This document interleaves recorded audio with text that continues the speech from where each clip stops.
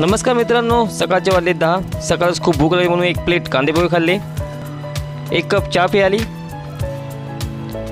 आणि वाडीतील सर्व पोरांना गोळा करून मी चाललो जंगलात फिरायला. साईलाने असे बोलला की शैलेदा, ही लहान पोर आपल्यासोबत नको, लय अतरंग आहेत, काही पण आगावगिरी करतील. तर मी बोललो, लहान मुलं ही देवघरची फुलं असतात असं बोलून आम्ही पुढे चाललो. पोरांची नजर करवंदीच्या जालीवर गेली. मी बोललो, करवंद पिकले काय? तर हा बोलले. जवळून बघतो करवंद पिकली होती. पोरांनी माझा मोही केली. नंतर दगड लोटायला लागले. दगड लोटून झाल्यानंतर पारस बोलला की चला आपण झोका घेऊया. व पोरं झोका घ्यायला लागली. मला वाटतं असं ती फांदी तोडून टाकतील.